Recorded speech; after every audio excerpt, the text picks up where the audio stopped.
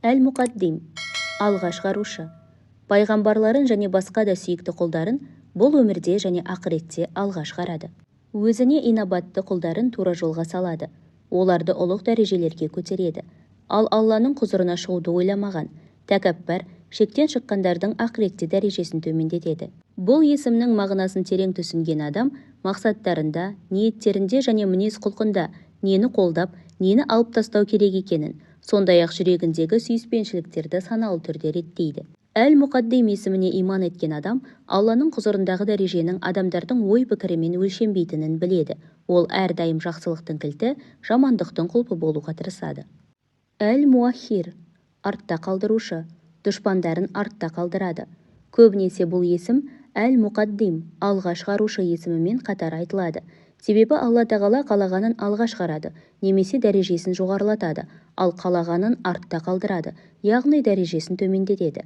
Ал кімде-кім Алла тағаланың жоғары шығарғанын артқа асырып, төмен түсіргенін керісінше төбесіне көтерсе, өміріндегі құндылықтардың орны ауысып, қым-қиғаш тіршілік кешеді.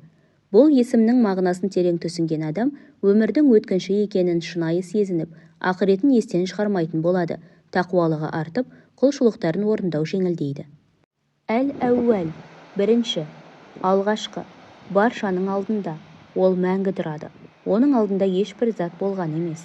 Алла тағала үшін бірінші, алғашқы деу, екінші бар дегенді білдірмейді. Ол үшін бастауы, соңы деген нәрселер де жоқ. Алла тағаланы әл-әуәл деп білу себеп салдар байланысына тәуелді болудан, тек себептерге қарап шектеулі ойлаудан арылуға мүмкіндік береді. Әл-әуәл есімінің мағынасын терең түсінген және оны көп зікір еткен адам бұл әлемдегі себептер тізбегін жаратқан Алла тағалаға тәуекел етуді үйренеді. Әл-ахир, соңғы, ақырғы. Барша ғаламның өмірі аяқталса да, Алла тағала бар болады, оның соңы жоқ. Әл-ахир есімі көбінесе әл-әуәл, алғашқы, бастауы жоқ есімімен бірге айтылады. Бұл екі есім Алла тағаланың уақытқа тәуелді емес екенін білдіреді. Пайғамбарымыз саллаллаху алейхи уассалам дұға жасағанда осы екі есімді айтып: «Уа Алла тағалам, сен әуәлсің, сенен бұрын ешкім болмаған, сен ахирсің, сенен кейін де ешкім болмайды» деп дұға еткен.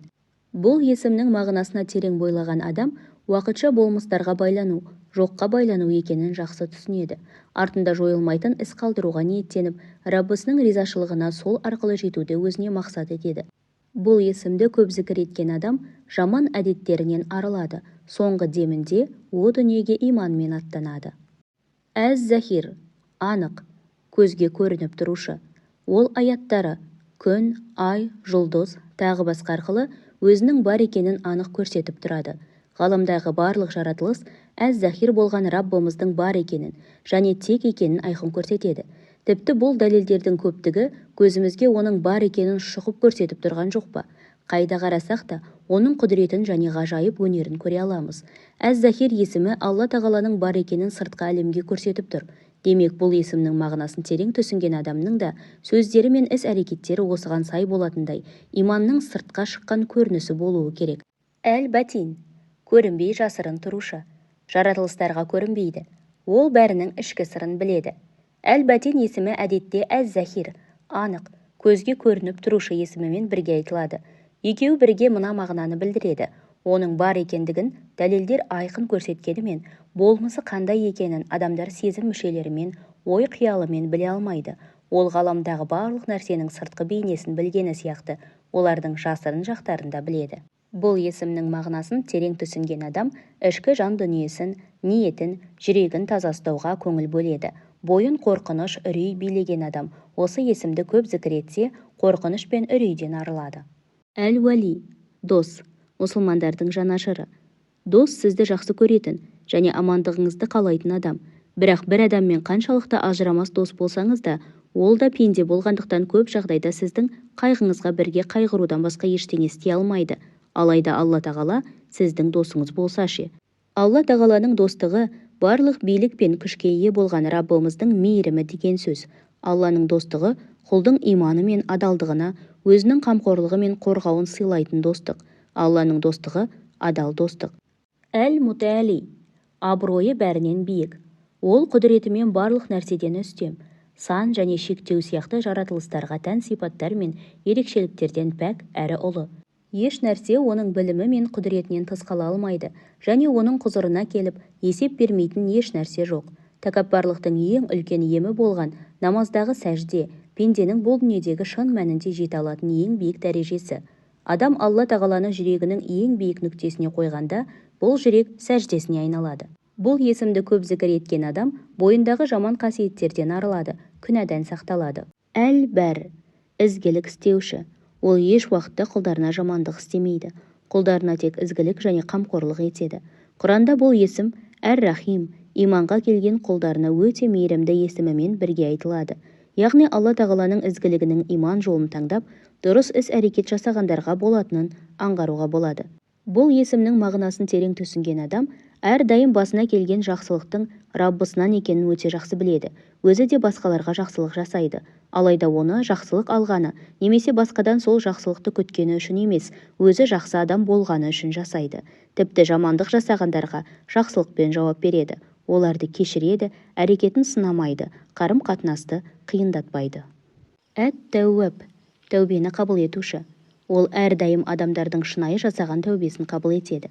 Әт-тәуәб болған Алла тағала құлының күнәсін, егер ол тәубе жасаса, көлеміне, үлкен-кішісіне, түріне, қалай жасағанына қарамастан кешіреді. Себебі ешбір күнә Алланың кешірімінен үлкен емес.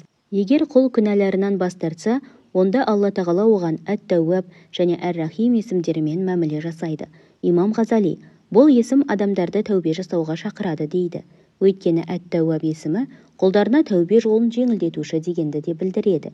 Бұл есімнің мағынасын терең түсінген адам күнә жасап қойғанда арасын ұзатпастан бірден Раббысына қайта оралады. Тәубенің жүректегі өкініш пен оны тілмен білдіру ғана емес, мінез-құлқы мен іс-әрекеттерінде дұрыстау керек екенін жақсы біледі. Әт-тәуәб есімінің мағынасына терең бойлаған адам өз қателіктерін бірден түсініп, түзетуге тырысқаны секілді, басқаларға да қателіктерін түзетуге мүмкіндік береді, кеңпейіл және әрдайым кешірімді болады. Өзінің қателіктері мен күнәларына Алла тағаланың қалай жауап беруін қаласа, басқаларға да сондай төзімділік танытады. Бір адам пайғамбарымызға саллаллаху алейхи уассалам келіп, «Уа Алланың елшісі, қол астымызда жұмыс істейтіндерді күніне қанша рет кешіруіміз керек?» деп сұрайды. Алла елшісі жауап бермейді, әлгі кісі сұрағанын қайталайды. Алла елшісі тағы да үнсіздігін жалғастырады. Осы сұрақты 3-ші рет қойғанда, ол, саллаллаху алейхи уассалам, күніне 70 рет кешір деп жауап береді. Кешірімді болу адамның өзіне де рухани жан тыныштығын сыйлайды.